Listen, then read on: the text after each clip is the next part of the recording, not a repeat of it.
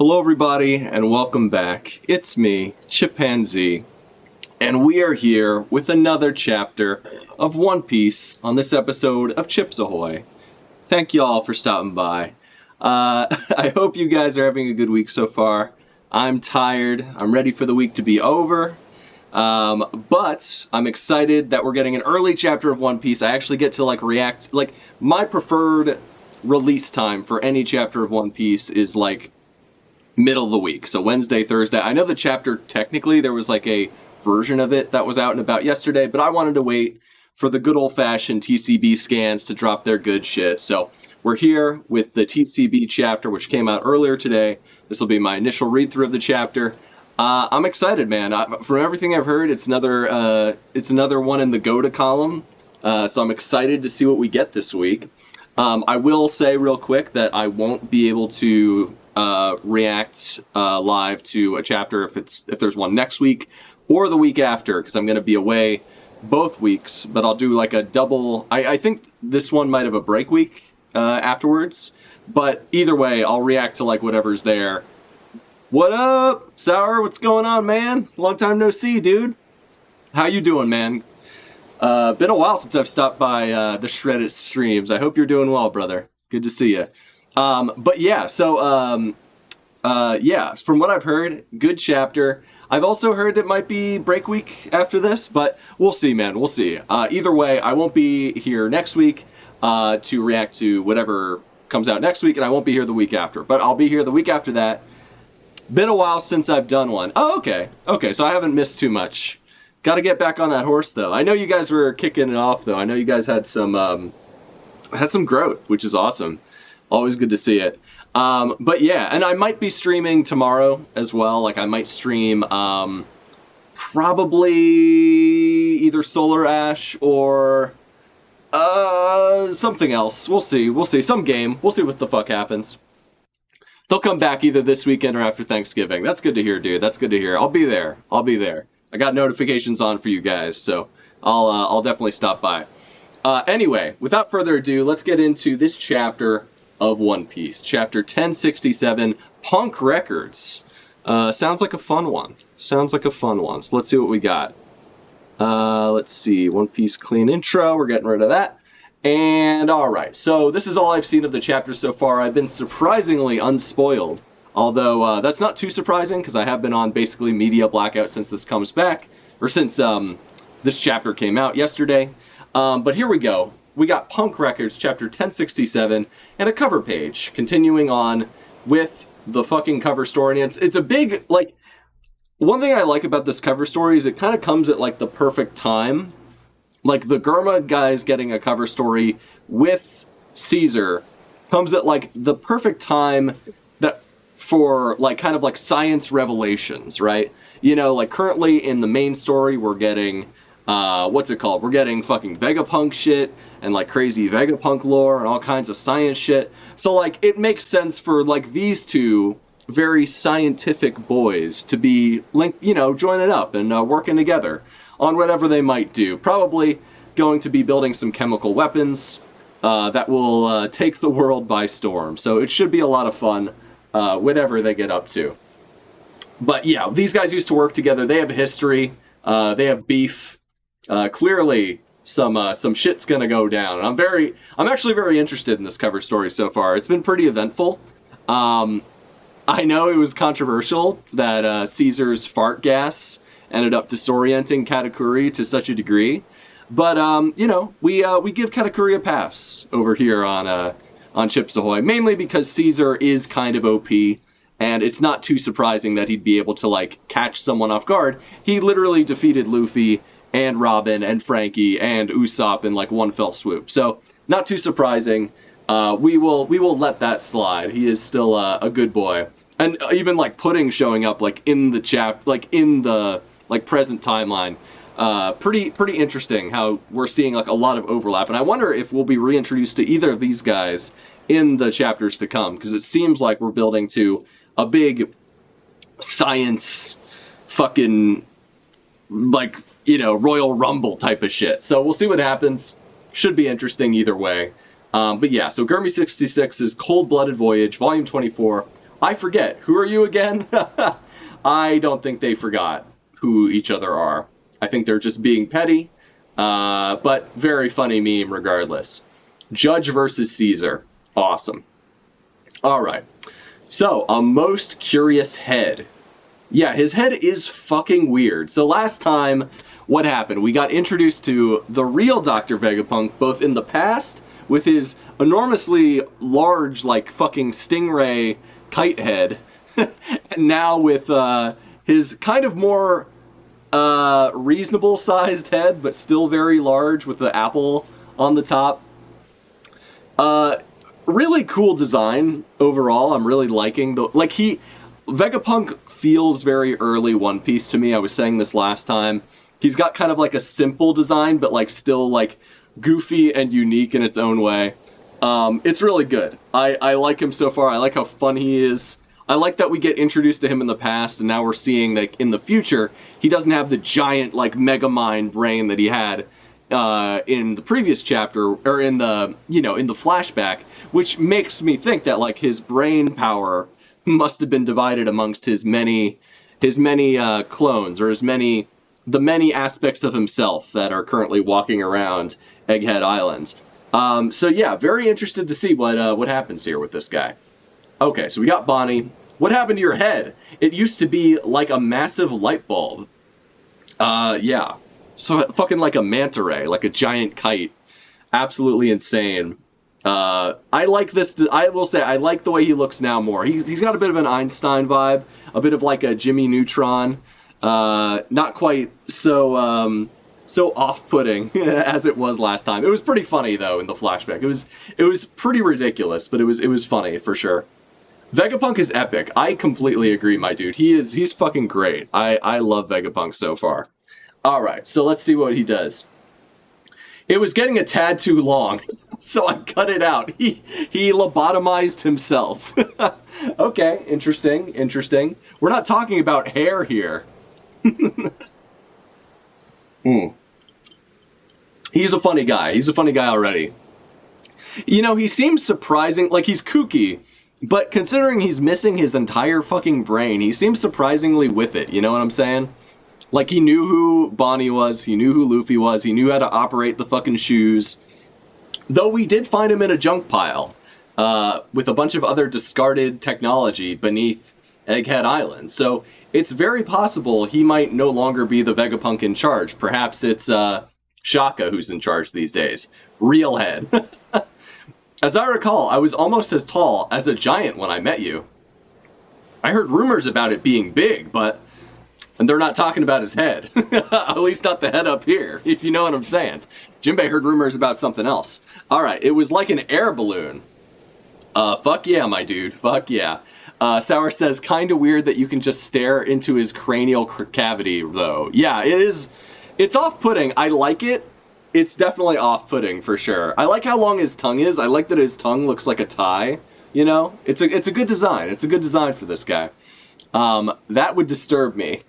Yeah, for sure. For sure. I heard, you know what they say about guys with big heads? Bigger nuts. Not joking. I heard rumors about it being big, but it was like an air balloon. Well, that's because I ate the brain fruit. Ouch! So something happens to him. So he ate the brain fruit. That's kind of stupid, to be honest. Like, I was really hoping it would just be the fact that he's so fucking smart and big brains that's why his head was so big. Like, he's just like, listen, the more I learn, the fucking bigger my head gets. This is how it works for everybody. Don't you know? Like, I'm kind of disappointed that he ate a fruit that just made him really smart. If that's what they're implying here, that's kind of a bummer. But we'll see. We'll see. I'm not going to jump to conclusions. I like how Luffy's just kind of flying around in the background. That's pretty funny. Okay. Pardon me, I bit my tongue. Yeah, I mean, I was always wondering, how did Prospero talk so eloquently without biting his tongue? And it's probably because he's like a ventriloquist, right? He can basically talk without closing his mouth. Hilarious. And this guy is old enough to be Prospero's dad. I'm just saying. He's only like 2 years, maybe 3 years younger than Big Mom. So he could be Prospero's dad for all we know. So you never know, man. You never know. That would make a lot of sense. Pardon me, I bit my tongue. I meant to say I'm a brainy human because I ate the brain fruit. It allows me to memorize an unlimited amount of knowledge. Oh, God. Okay, so confirmation, it's the brain fruit. Sour Lemon says, Big Mom X Vegapunk Dojin when? That's what I'm really waiting for. Oh, man. One Piece creators got to get more, like, One Piece fucking fanfic writers need to get more creative with their dojins. I think we've established this well. And I don't even like dojins. Like, I don't really fuck with, like, anime porn or whatever. Like, that's not my thing. But, like, if you're gonna make some One Piece shit, like, just get fucking weird and wild with it. Like, there are so many possibilities. It's like we've talked about it before. Like, literally Buggy could make his dick, like, fly around and, like, or literally could put his dick in a box. There's just so many funny things you could do. And I just feel like they're not getting creative enough. You know what I'm saying? It's not that the fruit makes him smarter, says Sour. It basically lets him actually remember everything. Okay, so he's already smart. It's like a memorization fruit, is what you're saying? Like, it stores the knowledge. He kind of has, like, a photographic memory because of the fruit. I mean, I still don't love that. I'll say that much. Like, if that's what it is, I kind of just, like, I think, like, people with photographic memories exist. I just don't think it was, like, 100% necessary to make that a fruit power. You know what I'm saying? It just feels kind of unnecessary. But, whatever. It's not the end of the world. It is just, like, I would have preferred it to be the other way. But that's okay. Or to be natural instead of a fruit power. Sour also says, because no matter how smart a human is, they will forget shit, especially as you try to cram that thing full. Yeah, I mean, if you have a photographic memory, though, like, I don't know. I need to do more research on what a photographic memory entails, but I'm pretty sure you can just, like, if you've seen something once, you can basically store that shit and pull it out whenever you need to. But I don't know, maybe there's only a certain amount of things even someone with a photographic memory can remember. So I could be wrong about that. That's a possibility. In addition to other side effects. Okay, I'll keep that in mind. It allows me to memorize an unlimited amount of knowledge and makes my brain grow in size accordingly. Having an unlimited data bank is a handy ability for a born genius like me. Okay, so he's already a genius, like you said, Sour. It's just that he can memorize everything. It's basically the memo no me, except that was actually Pudding's fruit, which allowed her to basically fuck with people's memories by cutting it up like a film reel. So it's essentially a memorization fruit, like a storage fruit. Interesting. Okay, I can get down with that. That's a little bit better than him, like him being smart, but being like the fruit making him remember things. That's a little bit better than it otherwise would be. Now I have the largest brain in the world, and it continues to grow. He says with like this weird fucking empty cavity in his head. So Luffy says, "Still? Did you put it somewhere?" I love Luffy's just between his legs. I love the shot. This is really funny, and I like that his little automatopoeia here is punk when he does the fucking goalpost Solaire meme from Dark Souls. That's pretty funny. I like that. Sour, the voice of reason, says, even people with photographic memories don't literally memorize textbooks and shit. Yeah, you're probably right, dude. I'll look into that later. But I believe you. I trust you. That seems to make more sense. Like, I imagine there's only a certain amount of things you can remember, you can have a photographic memory for at a given time. That seems reasonable. That seems like it would make the most sense. So I'm buying what you're putting down, dude. I believe you. That's awesome. Have you got tons of medical knowledge too, Dr. Vegapunk? Naturally. Whoa! So, okay, Chopper's into it. Does that mean you're dumb now, old guy? Because you cut your brain out? That's great. Don't write off a genius, you rascal. Okay, I'm liking these character interactions. These are fun. See this apple here? It's an antenna. Oh, interesting. Okay. That explains a lot. That explains a whole lot. Take a gander at the top of the island. Notice how it says Punk Records under the giant egg? I was wondering about that, because we've been seeing that for a minute. That's a hangar where I keep my brain. Oh, fuck. So his brain has gotten, like, so big and become like such a like an absolute unit that they have to keep it in like basically like a giant like tank, like separate from his body, because he literally could not lug that thing around. It was just like, it's like me with my cock. You know, I literally cannot just lug that thing around. You know, I have to drag it with me. You know, but yeah, you know, you guys know how it is. Obviously, take a gander at the top of the island. Notice how it says Punk Records. That's where I keep my brain. What is that? Isn't that way too big? There's no harm in me being away from it since my antenna can pick up the brainwaves. So that's how they're all communicating. Oh, that makes so much more sense. Okay, because I was wondering, how did Punk York take a shit for everybody? The whole time I thought they were sharing a bladder, but no, it's that, technically speaking, like, this is Vegapunk's real body. Well, you know, I guess she still is taking a shit for everyone, right? Like, she's fucking for everybody. She's shitting for everybody. She's eating for everybody. She's sucking dick for everybody. You know, that's just how it is. That's just how it goes. Sour says, hold on. I think I missed a few of your comments here. Sorry about that. Yeah, I read that. Okay, I mean, it's not like I've done research, but I'm pretty sure there's a marketed difference between having the memory of looking at, say, a book and actually having the knowledge it imparts. That's fair. That's fair. I would need to look into it. I would need to look into it further, you know. I would need to look into it further, but I think you have a point. I think you have a point. Is what the difference is. Yeah, I think you're right, dude. I think you're right. I need to double check, but I think you're closer to the truth than I am. So I'm gonna default to you for this one. Okay. So, okay, that does make a lot more sense though, because Punk York was like essentially, well, okay, but they still must share, like, some of these guys are robots, though. Like, we saw fucking Pythagoras is literally a little robo guy, but he has the same brain as Vegapunk. It's just, like, I guess certain people have different parts of the brain. Like, one person has, like, the hippocampus, the other person has the amygdala. I guess that's where it kind of comes from, is, like, different people have different parts of the brain, and they can still feel things from the other parts of the brain, but they're, like, essentially, okay. I think that's more likely how this process works, if I had to guess. Interesting. I'm also far more charitable to One Piece and Oda than most people, so shrug, says Sour. I feel you, dude. I'm with you on this. I think this makes sense. I like, personally, I don't love it but actually, I like where it's going now. I like that the brain got so big because it was storing so much knowledge, he literally had to put it somewhere else. Like, it was too big for him to carry around. Relatable, dude. Relatable. Anyway, there's no harm in me being away from it since my antenna can pick up the brainwaves.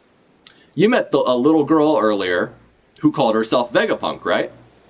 That's one of my clones, in quotation marks. One of my clones. There are 6 on the island. And Luffy says, you're a ninja? Each one is a facet of myself and an expert of their own key field of study. That's very cool. You'd get my full personality if you combine them, but they can get 6 times the work done apart. What the? So there's Wrath, which is Atlas, who we've met all of them at this point. Each of them connects Flare, which is Edison, Logic, which is Shaka, Lilith, which is evil, so that he has like an evil aspect of himself. I mean, don't we all? Don't we all? We all have a sadistic fuck deep down inside of us, of course. That's what I tell myself to justify my evil actions. We got Wisdom, which is Pythagoras, who's the numbers man. And then we got Desire, which is York, who's the one who eats, fucks, and shits. And sleeps. Each of them connects to Punk Records once a day to synchronize our memories and knowledge. Okay, so they only sync once a day, but they still feel each other's desire and shit, which is how they were able to feel like, oh man, that shit really hit the spot, you know? I still can't get over how fucking bizarre that was. That was so funny. Honestly, this arc has been one of the funniest, probably the funniest New World arc that we've had so far. And we've had some funny stuff. But like, just the last couple chapters with like one Vegapunk being this fucking enormous headed boy that he was, and then 2 with just all the goofy shit that's happened, especially with like these different bodies and whatnot. and like how goofy Egghead Island is in general. It's been really fun. This has been a solid stretch of Goda, if you don't mind me saying. I've been really enjoying it so far. All right. So each of them connects to punk records once a day to synchronize our memories and knowledge. Since their dispositions and responsibilities are so different, the wealth of their experience is that much greater. Cool. You all share the same brain. So Luffy doesn't fucking understand this. He's like, huh? Or maybe he does and he's just thinking about it. He's probably going to make a funny analogy. He's going to make a joke. You all share the same brain. I find it difficult to wrap my head around that. Yeah, you would, bro. Because your brain isn't literally in a fucking jar, like his is. Just think of it as sharing the same library. If only I could let everyone in the world connect to my brain. That's a good... I mean, you could, potentially. All of humanity would have access to my knowledge. That would be pretty based. Vegapunk's gonna create the internet. Hell yeah.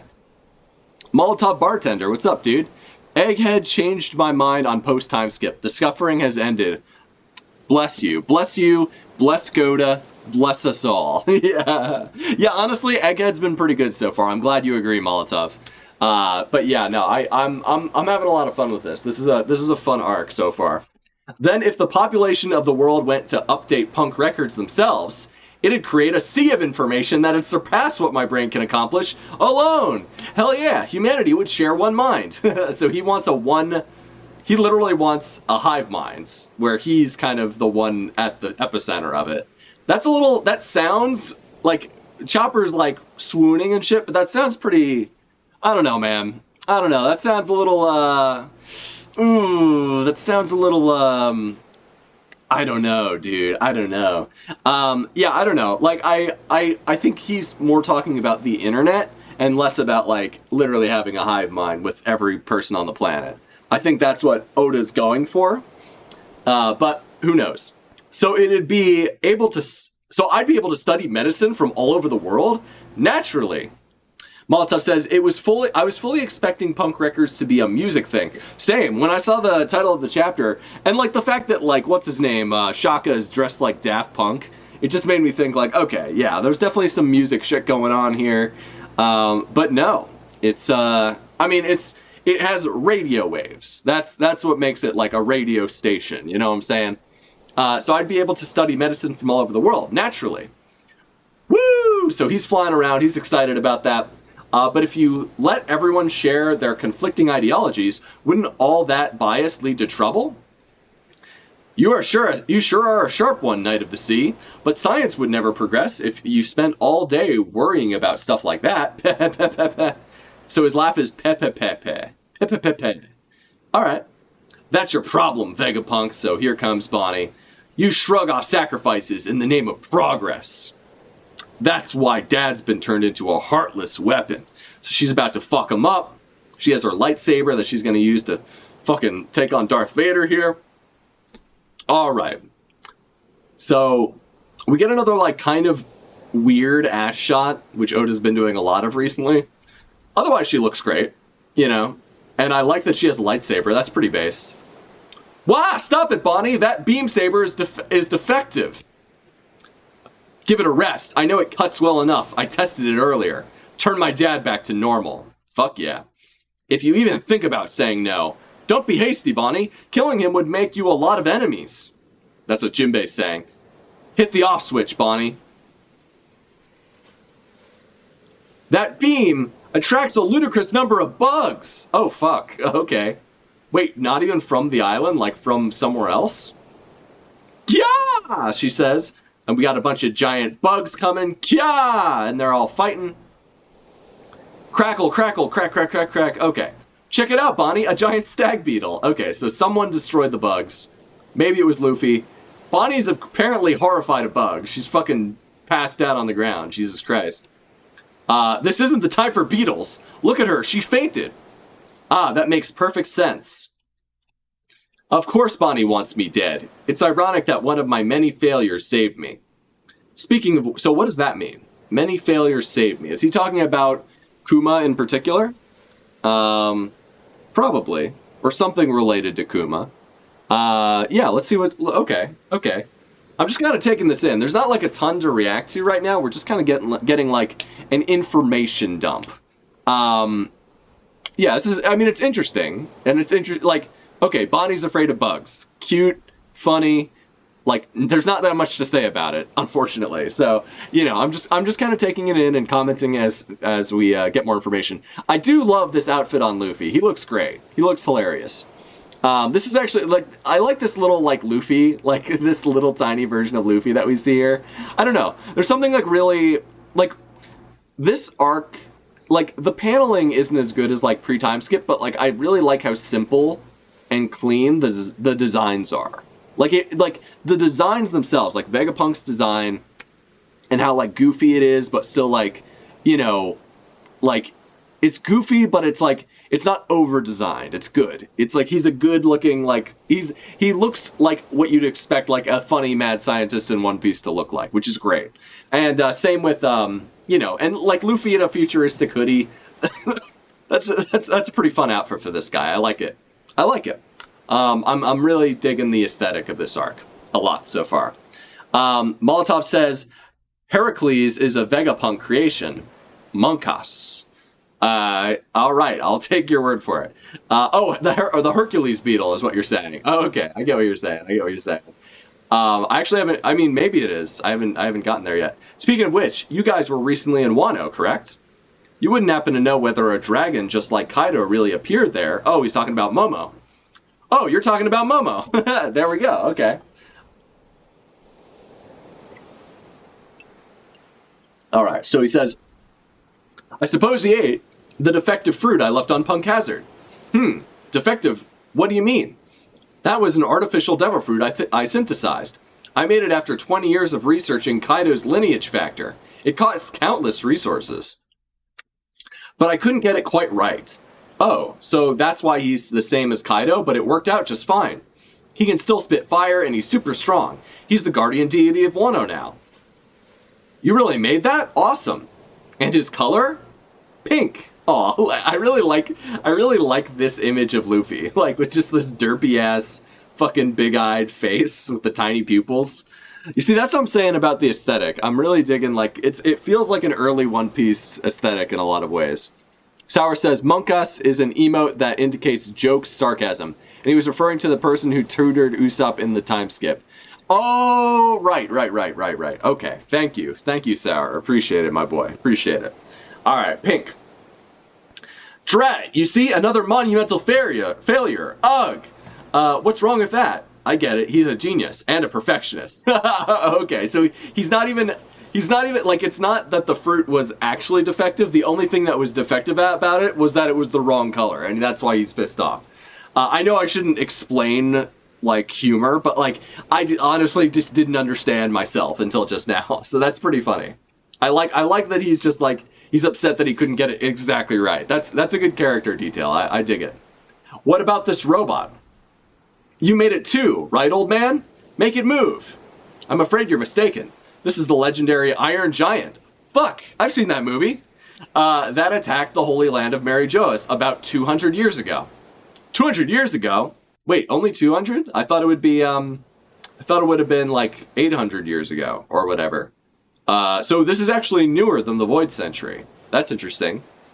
Yes, but it was built over okay, so it was built over 900 years ago. What? No way! Its objective remains unknown. I heard it ran out of power before it could cause any casualties. Interesting. So it attacked the Holy Land of Mary Joa 200 years ago. So what activated it, is what I'm wondering. Also, what did they stab it with? Whew! Okay. Either way, I'm sure the scientists of the time were absolutely flabbergasted. Such advanced technology would have seemed totally alien to them. Aliens? Are we getting moon lore? I think yes. Oda can't even kill nameless celestial dragons in a flashback. Yeah, apparently not. Saul good, man. Saul good. I mean, you know, like, I know a lot of people, so getting back to, like, briefly touching on Saul D. Goodman, still being alive in the present day after apparently getting taken out by Aokiji on Ohara. I've talked with more people about this since then, and I wasn't that upset about it when it happened last chapter, and I'm actually not, annoyed about it now either. I think, I get why people are, because, it's another fake-out death. I totally understand, Oda could do less of those, and the series would be better for it. To me, this one both makes more sense and serves the story better, because one, we've never seen Aokiji's frozen powers actually kill anybody. That was the one time it, in a flashback that it actually did. But also, we gotta remember Aokiji's his friend, so we could have unfrozen him and let him escape. He chose to let Robin escape. He might have, been able to unfreeze Saul. And even if he didn't, there were people, firing, bombs and, cannons and setting the country ablaze. There are ways he could have gotten out of the ice, even without Aokiji's help. And, I like that the person who ended up saving the books that everyone else on the island of Ohara literally died to protect. Literally everyone else died, mind you. A whole island, a whole population, a whole civilization was killed. It was just one giant and one little girl that survived. And he didn't get away scot-free. He's in hiding, but he's the steward of the knowledge because he knew how important it was to those people. So he inherited their will as well. And he's paid a price for it. He had to leave his life at the Marines. He had to leave his friends behind. He had to go into hiding. He couldn't do the things that he wanted to do. I still think, and it ended up serving a good and interesting purpose that has furthered the, hopefully we'll actually get to learn a little bit about what's in those books. So I'm interested. It all depends on what Oda does with it from here. I get why people don't like it. I don't hate it. Sour says, you can't kill gods after all. Yeah, true. Molotov says, I didn't even think he was dead. Saul was Aokiji's friend. It'd be weird if he just left him for dead. Yeah, I think a lot of people assumed he did. It makes sense either way. If he had stayed dead, that would have been okay. That would have been fine. It's a great flashback. I think, people are saying, oh, this takes away from the emotional impact of Robin's flashback. But here's the thing. The impact has already been felt by us, the audience, when we saw it. And yes, you can say, maybe it was a bit emotionally manipulative on the part of the author to essentially kind of have this character that we've grown to be killed to further someone else's story and someone else's, Robin's, particular, desires and her emotional journey and whatnot. That led her to becoming a Straw Hat and joining the Straw Hats. But at the end of the day, I don't think it particularly takes away from that, too much, because we still, the emotional impact is still there. Saul was still a major figure in her life, and him being alive, but in hiding, doesn't, it's not jumping the shark to such a degree that I can't believe it, and also still, recall the emotions I felt when I first experienced Robin's flashback, because I'll never lose those. Oda, I'm not saying that to justify retcons down the line. I'm just saying that more as the way I feel about the flashback and the way I felt as I read it. This is a twist that to me makes a decent bit of sense, both logically and narratively, and actually seems to further the narrative of Ohara as opposed to detract from it. And I'm, bear in mind, literally everyone else on the island died. So unless, if Oda then decides, oh, by the way, Olvi is still alive, then I'll have a problem. Because that is a step too far. But for me, I am okay with this level of change and this level of leniency because, of the nature of this particular death of Saul. So it's not that big. I don't see it as that big of a hack to moment. I get why some people do. To me, it's it's not so egregious. I can overlook it because I think what it does for the narrative is actually good. And I don't think it harms it in any major way. I think it's okay. But that's just me. Your mileage may vary on that. Molotov says, yo, hold up. That giant robot looks way bigger in the flashback panel. Florian Giants? Yeah, it does look fucking huge. Jesus Christ. Florian Giants. Like Florian Triangle? I don't know, maybe. Sour says, it's more than One Piece isn't... It's more that One Piece isn't fundamentally hardcore enough of a series to have friends kill each other for circumstantial reasons. I mean, it's hard to say. You know, sometimes One Piece will do something hardcore like that. Other times it'll, you know, not do it. So it's, you know, it's a case-by-case basis. In this case, I think it's acceptable that Saul's still alive. Personally, I just like seeing Robin happy. That's fair. That's a fair enough reason to be okay with it. For me, yes, I like seeing Robin happy, but for me, it's more that, like, Saul is serving a new purpose in the narrative that I think makes a lot of sense both for his character, and also, like, you know, could potentially have some, like, be very instrumental in the future of the story. So I'm interested to see where that goes, because we're probably going to head to Elbaf. And, like, I think even Kid, from the Kid Pirates, well, he said something about the guy with the burn tattoo, or the flame tattoo, or, like, the flame scar or something. I think a lot of people are theorizing that could be Saul D. Goodman, so, you know, or Jaguar D. Saul. So, you never know, man, you never know. I think it could be as well, because he actually does have, like, the knowledge, the stored knowledge of Ohara. So, if anyone knows what Ohara knew and could help someone find, you know, information about the poneglyphs or information about One Piece, it would be fucking Saul. So, pretty cool. Okay. Molotov says, I'm fine with the people beyond Saul surviving Ohara. It never made sense to me how people who leapt into the sea didn't survive. Yeah, I mean, I assume just, like, drowning or being stranded. I mean, I assume, you know, if one or two other people survive, that's whatever. I don't think Olvia or Clover should survive. And, like, most of the people probably died, you know? Even, like, the civilian ships were attacked, so... and most people can't, like, tread water or swim for days on end. Most people aren't Rayleigh, so, yeah. But Saul surviving, I don't think that's the end of the world. I think that's fine. He's a tough cookie. He was a vice admiral. It makes sense.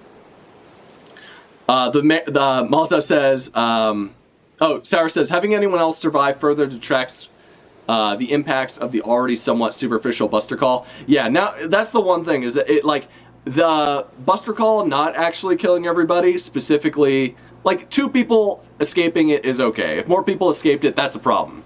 But the one thing I don't like about this revelation is that the government didn't do anything about the books in the lake.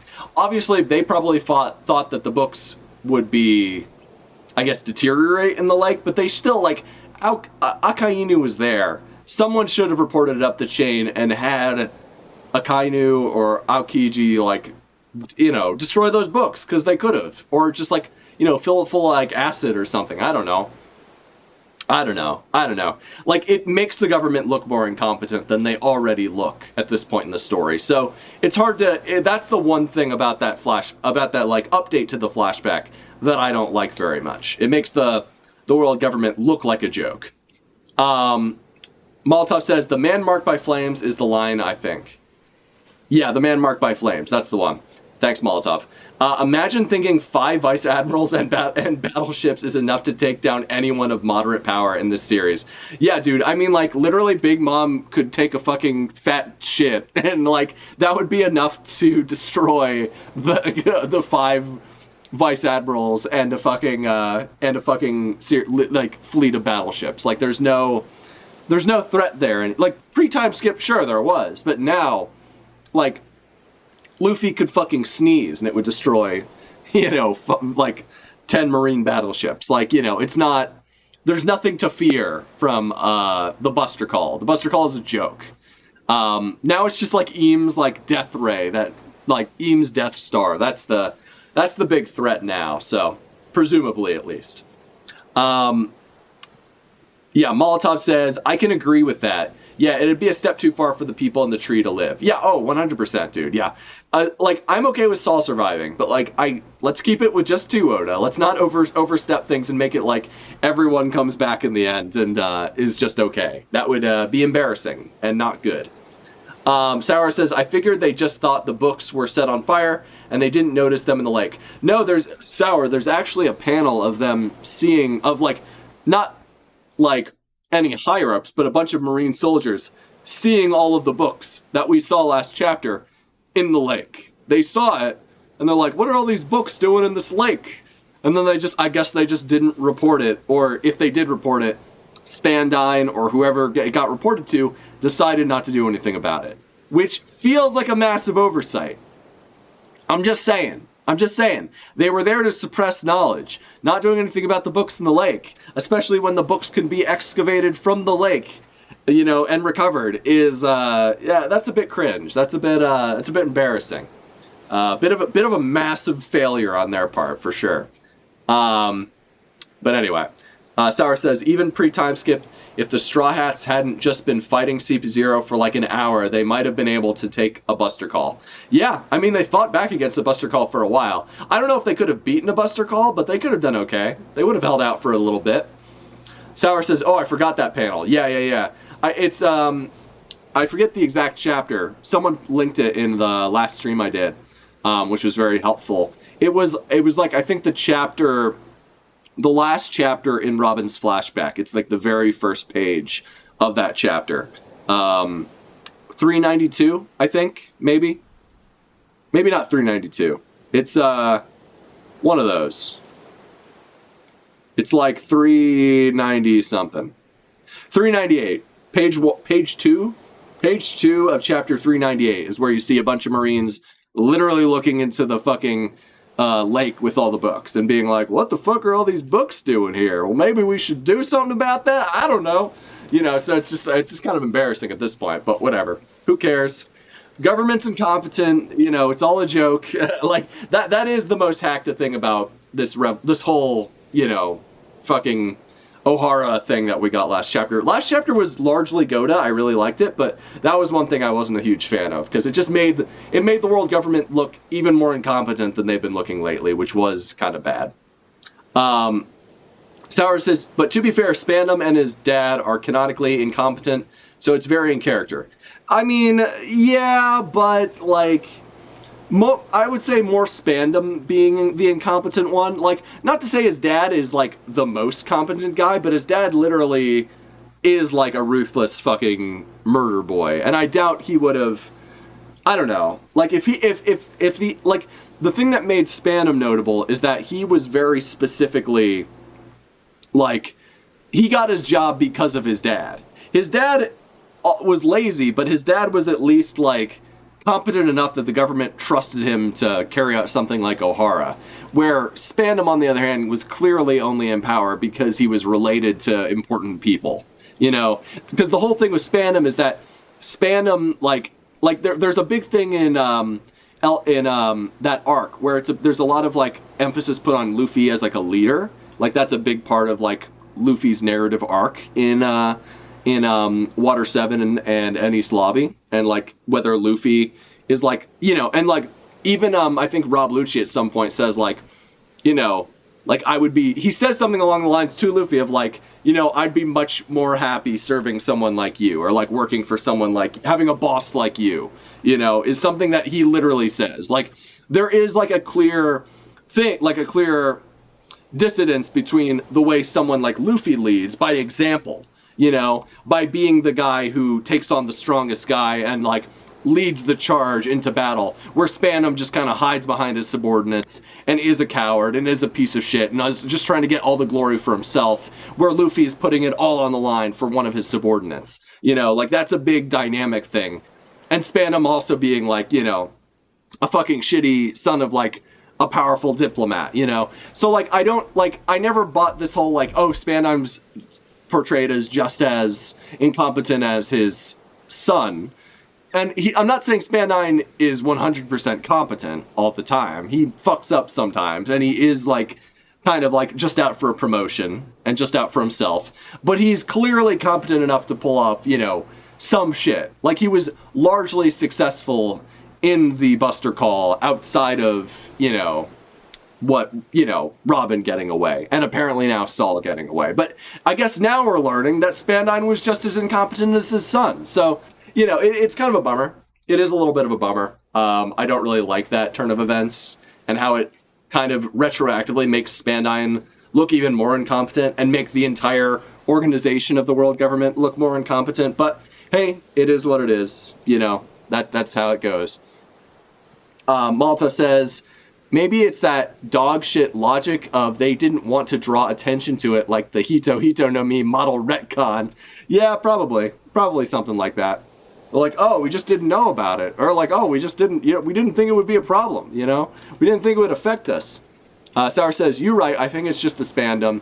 Like I said, I'm very charitable towards this series. Yeah, that's fair. I understand. I am generally as well. I'm making it a point to be more critical. So, but no, that is one problem that I have. Okay. Anyway, back to the chapter.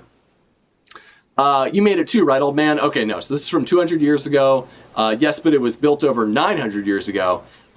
Its objective remains unknown. I heard it ran out of power before it could cause any casualties. Either way, I'm sure the scientists of the time were absolutely flabbergasted. Such advanced technology would have seemed totally alien to them. Are we getting aliens? Are we getting moon lore? Maybe. I don't know. None of them could tell where it came from or what it was trying to do. It seems the world government ordered its destruction, but the scientists of the time couldn't help their curiosity. That's why they hid it here to be passed down without the government's knowledge. Oh. Interesting. So the world government wanted this thing destroyed, but the scientists who preceded Vegapunk like 200 years ago were like, no, this thing is so cool and so interesting and we need to dissect it and figure out what to do with it. Like how someone made something like this. Like, we would be doing a disservice to science and knowledge to dismantle it and decommission it. Entirely, at least. So, interesting. That's very interesting. Scientists in this universe have some level of fucking integrity, which is cool. It's good to see. At the very least, they're like, they're driven by their curiosity. And that's the beautiful thing about science, isn't it? That's why they hid it here to be passed down without the government's knowledge. Good job on finding this place. From the town, the entrance should look like a wall. We just stumbled here since we were all old and senile. Okay. Yeah, I remember that. Yeah, we were playing... Excuse me. Yeah, we were playing Old Lost. Oh, that's a shame. 200 years ago. That's around the time the Fishman rights movement started to gain ground. Really? Okay, that's interesting. I thought that was like only 30 years ago with Oda Hime. But who knows? This might be a reference to chapter 620. Interesting, okay. So you're saying that robot climbed the red line? Most likely. I created Vega Force 01 based on what I learned from it. Interesting. Okay. Fuck yeah. That's cool. God, Nami looks cute. Frankie looks funny with the wind-up doll haircut. That's pretty fun. Or the fidget spinner haircut, or wherever the fuck he's got going on. But I lack the scientific prowess to reverse engineer every aspect of it. It's difficult to believe that this mechanized soldier was made over 900 years ago. There's something even you couldn't recreate, says Frankie. It's power source. In the past, they had a power source that would upend our modern ideas of what's possible.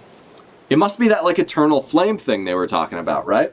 Because they, like, Vegapunk in chapter 1065 was talking about, like, how everything on this island was powered by fire, and that, I think it was Vegapunk Vivian who was like, I wish we had an eternal fire that would let us do so much more than we can currently accomplish. An eternal flame. Well, at any rate, it's good to know Luffy and the others are okay. Who's that girl, though? That's Jewelry Bonnie. She's a pirate. So, wait, Usopp knows who Jewelry Bonnie is? Is Usopp, subscribed to her OnlyFans or some shit? I thought the one we saw before was a little girl. And the way Vegapunk's head works, is crazy. I truly did a terrible thing to Bonnie. Yeah, you should get down and beg her to forgive you, old man. So that's Luffy saying that. You young dolt, like you know anything about it. There's something I have to give her. Regardless, I feel like fate brought you here today, Straw Hat Luffy. Please, can you take me away from Egghead? Fuck! Vegapunk's joining the crew? Fuck yes, dude. Yeah, fuck Carrot. Fuck Yamato. Fuck, nah, man. Fuck Hamlet. Hamlet should have joined. Fuck Karibu. Fuck, what's his name? Caesar Clown. Vegapunk 4 crew member, baby. Let's do it. Fuck yeah. Oh my god. I mean, I'm sure that's not what he means, but I'm sure he knows that he's gonna be assassinated, so he's like, yo, can you hightail me the fuck out of here, like, as soon as humanly possible, please? That would be great. Excuse me. Oh my god, okay. I think I missed some comments from you guys, so... oh fuck. Sorry guys, I'm getting over a bit of a cold, so... I'm sorry I still have a cough. A little bit of one, anyway. Molotov says, Fishman writes. Yeah, we don't agree with that here. Molotov says, wait, Vega Force 1 as in Mr. Daft Punk? Or the big robot? I assume the big robot. Like, I assume that, because that's the, like, you know, Daft Punk guy doesn't, like, look anything like this, this ancient robot. I assume he's referring to, like, the giant boy who picked up the battleship, or who picked up, the Sunny a couple, like, back at the beginning of the arc. Molotov says, yeah, okay, I read that. Sarah says, the big robot, yes. Molotov says, wait a minute, Eternal Youth Surgery on Fire? No, it's like a concept, I think. Like, I think it's mostly like a Japanese concept, actually. Oh, no, actually, I think it's a concept in alchemy. Like the Eternal Flame or whatever. I remember it came up in, like, other Japanese media as well. Like, it was a big thing in Elden Ring. I think that's, like, a common, like, fantasy trope that a lot of... at least a lot of Japanese stories tend to pull from, but I think it's also, like, it, like, has its roots in some ancient philosophies, such as alchemy. I think that's what they're getting at. I'm not 100%, but I think that's what they're drawing from there. Molotov says, is that really the secret that Tanjiro Loflamingo knows? Oh my god, oh bro. Yeah, I mean, probably. Actually, I don't think so. I think Loflamingo knew about the fucking ancient straw hat up in Mary Joas, the one under the castle there.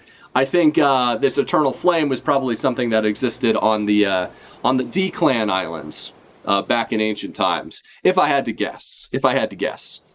But who knows? Sour says, funnily enough, that was my first thought too.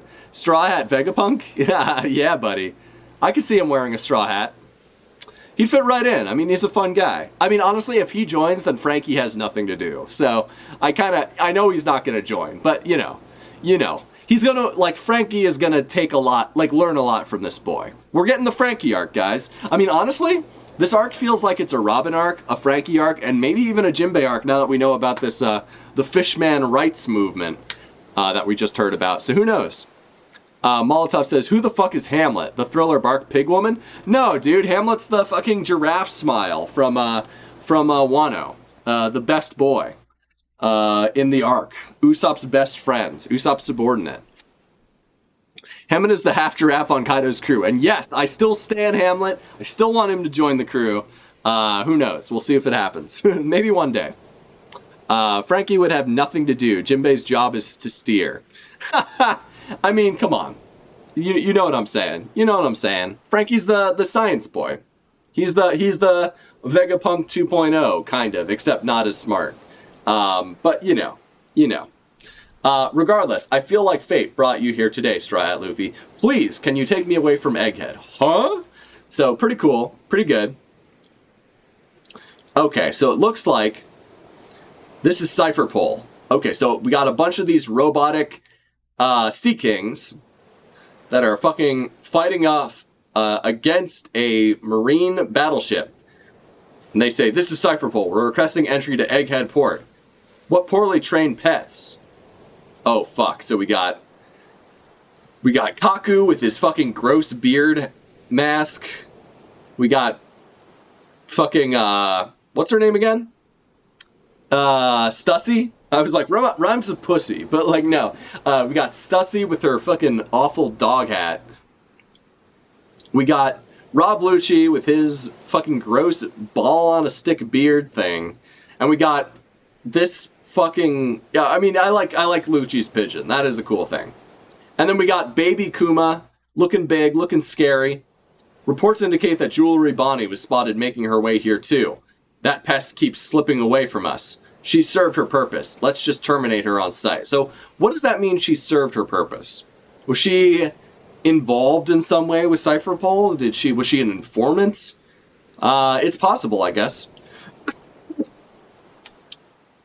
So interesting. Rob Lucci getting introduced back into the narrative, along with Kaku and Stussy. Very interesting. I wonder what they're going to do. I will say, like, I'm not super threatened by these guys because we know Luffy can kick their asses probably single-handedly.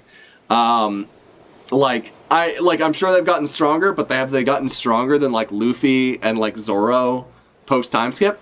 No, absolutely not. It's not possible. It's just not. So yeah, I'm not like, these guys don't scare me. The Seraphim maybe more honestly than these guys do, but like, I don't know. I'm not threatened by them. It is interesting to see them be a part of the story. That being said, I know other people have pointed this out, but these guys wearing the dumb masks... Excuse me. These guys wearing the masks were very specifically a Water 7 staple. Because Water 7 is based off of Venice, and in Venice there's a festival where everyone wears masks. Like, that is where the idea for why people just wore masks on Water 7.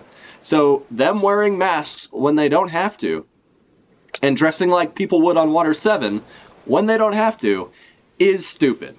Like, it's a visual indicator that they are CP9, but fuck, we all know who they are. They're going to a government island. They don't need to hide their identity. And this doesn't even hide their identity. We clearly know who they are. Lucci, you have your fucking pigeon with you. We know who you fucking are, you fucking loser. So, like, I don't know. I am not impressed by this display. I'm not impressed. I am not, intimidated in any way. I don't find these guys interesting or scary. And I'm not really, like, I don't get hype when I see Rob Lucci anymore. Rob Lucci is a stooge for the fucking Tenryubito. He has nothing to be afraid of. He is a fucking stooge and a loser. Sorry. Like, sorry for any Rob Lucci fans out there. Kaku is mildly more cool, but he's also a fucking government stooge, who plays second fiddle to Rob. So I don't have a lot of respect for any of these guys. Stussy is the coolest of these guys, because she actually was introduced doing undercover shit in the underworld, being a fucking leader of, like, the red light district. She's actually kind of cool, but she's less cool for hanging around these losers. I'm just gonna be frank, you know? I don't, like, Stussy, why are you hanging out with these nerds? Seriously, girl. Get yourself, better friends. Get yourself a better squad, please. Because these guys are by no means impressive or interesting. I do not care about them. Molotov says, why do you assume the characters are clearly who they are meant to be? They're wearing masks. They could be anyone. Fuck. Checkmate, atheists. I think I've been played, guys. I think I've been destroyed with facts and logic there. But anyway, Molotov says, Bonnie... Bonnie escaped from BB, though. Strange. Yeah, but that's just because Akainu showed up. I mean, sure, he could have killed Bonnie, but I don't know. Like, yeah, it is strange, but I think that's just Oda being kind of hacky in that moment. I'm not gonna see that as, like, Bonnie being secretly a Blackbeard cadet. Molotov also says, look at the clothes, that's Akainu, Monkas, ha ha ha. Hilarious. Luffy about to get a matching hole with Ace. Yeah, I mean, I think the one who's gonna get an extra hole punched in him is my boy Rob over here. But we'll see. We'll see what happens. Does he stand a chance against Nika? I don't think so. I don't think he does. Unless he secretly has the fucking God know me model leopard. I don't know. I guess anything's possible. Excuse me. Shaka, there's a government ship. It'd be bad if they found us harboring pirates. What does CP0 want with us, and why did they bring Rob Lucci? I say we just hand this riffraff over. After all, that Lucci fella is an assassin, right? What? Rob Lucci? So, fucking Usopp freaking out. Hey, hurry up and give us our legs back. No, that guy's still around, says Nami. You can't let them in. Okay. Don't you worry, Robin-chan. I'll protect you no matter how many times he comes back. Tell them to hand over the Seraphim and leave. We're declining their request to dock. Huh? Fuck yeah. Shaka being a fucking base boy right now. I doubt agents of the world government will respond well to that, so prepare for battle. Fuck yeah.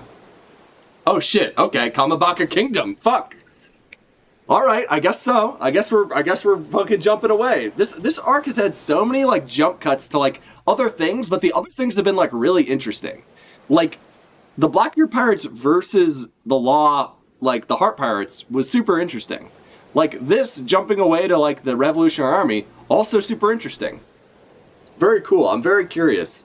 I like the way this arc has been structured so far, and I like that it's not afraid to jump to other things that are happening in the world. It's been pretty cool. Maltov says, I mean, it's not impossible for his Neko Jaguar to actually be Hito name here that was based on a guy who could turn into a Jaguar. Yeah, that's a good point. Honestly, Oda could do whatever he wants, and I can't stop him. As much as I want to. So, we'll see.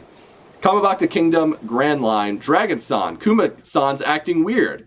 Kuma-san, wait, we're trying to repair you. So he's fucking going rogue. This was obviously going to happen. Kuma being a sleeper agent, they're probably going to blow him up. They're probably going to fucking self-destruct him and try to take out all the revolutionaries. Them bringing him back to their base was maybe the stupidest possible thing they could have done. I said that from the start. Go back to the episode where they first bring him back. I said it back then, and I'm saying it now. That was a big mistake. That was the biggest oversight you could ever fucking make. We know this isn't the Kuma you know. We know he's a fucking automaton. We know that they could self-destruct this guy whenever the fuck they want. So, it was fucking dumb. It was fucking dumb. Kuma-san, what's wrong? Is he still being controlled by the Navy? Kuma-san, where are you going? No, you're in no state to be moving like that. You're still not yourself. So he falls over, crashes his face. Wow, so he's got fucking pipes and fucking wires and shit coming out of him. What's with him? I don't know. Huff, huff. Bang. Kuma-san, come back. It looks like he's actually might be lucid. And maybe he knows that he's going to explode and he's trying to get off of the island or get as far away as possible so that he doesn't hurt anyone. That would not surprise me. I don't know. It's hard to say. I don't... we know that his fucking personality is gone, right? That's a known thing. But I've always felt like that was overstated. And that Vegapunk being a good dude means that he probably isn't 100% gone. His personality has been suppressed, but he's probably still in there somewhere. Molotov says, that looks cool as fuck. It does look really cool. Kuma's probably one of the characters that I'm most curious about and most interested in, so I'm happy to get Kuma lore, honestly. Talk to us, Kuma. Where do you want to go so bad? Maybe he's trying to run to his daughter. That's possible. Stay with us. We are not done fighting. The Revolutionary Army is just getting started. So yeah, I mean, these three started the revolution together. A mad dash to where? Maybe to his daughter? Maybe. Break next week. I actually like that they did the coloring for this cover page, because this is, these guys are... I mean, this looks great. I've always liked Judge's drip, and I liked fucking this guy's drip as well, with the fucking billowy cloud coat. Good shit, man. Good shit. Whew. So this is cool. This definitely feels like more of a setup chapter, but it was still good, and we got a lot of clarification, a lot of information. We got a brain piece. We got fucking Rob Lucci piece. We got fucking Vegapunk joining the crew piece. We got Bonnie being cute piece. We got some ancient history piece. Yeah, we even got some revolutionary piece, so I can't really complain. I will say this isn't like as hype for me as the last two chapters were. The last two chapters I think were more like blew my mind more. This is just kind of like, okay, we're getting some interesting setup. We're getting some stuff that I'm curious to see how it'll play out. I still expect Kuma to almost like explode and destroy everyone on this island or some shit like that to happen, because why the fuck wouldn't like they do that? But who knows, man. I suspect Kuma's real soul, real personality is in there somewhere, or exists somewhere. Maybe his brain was transferred to like another, like a robot or something. I don't know. Anything could happen in One Piece, man. Anything's on the table.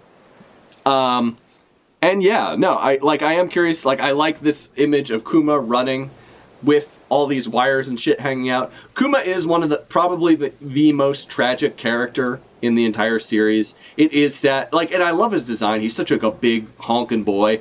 I love seeing him like tower over all of his comrades with like all this fucking wires and shit coming out of him. And I like seeing his old comrades like who love him like yelling like, dude, like we're gonna do it together. Like, you know, hold on to your personality. What I think is happening here is I think he knows he's going to explode, and he's trying to run to the sea to get them out of harm's way. I don't know if that's what's going to happen or not, but it seems more likely that he's going to explode and take them all out, or at very least fuck them up enough that it's going to set the Revolutionary Army way back and get them, like, give them a, you know, deal a massive blow to them.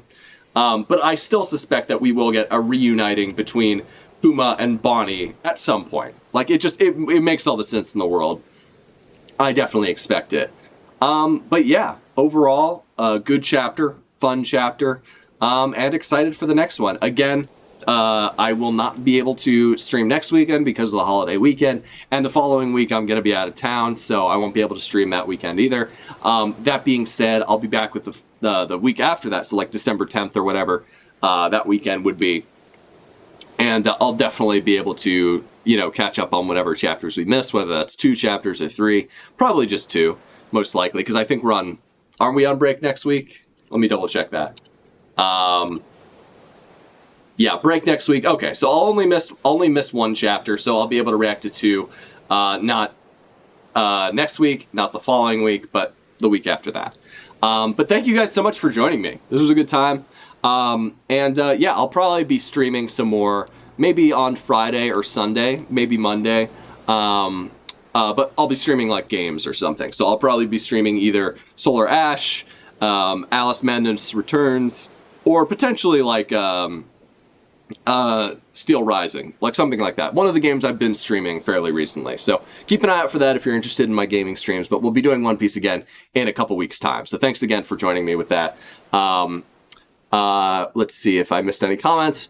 Molotov says, I don't think he's a bomb. He was a seedy horse slave. I don't know what the alternative is, though.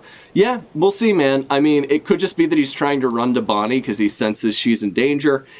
I still think it'd be cool if he was if he knew he was going to explode. He's trying to, you know, run into the sea to keep his friends, his old comrades from getting fucking destroyed. That would be interesting to me, but we'll see what happens. Anyway, guys, thank you so much for joining me on this episode of ChipZ Ahoy, and I will see you in the next one.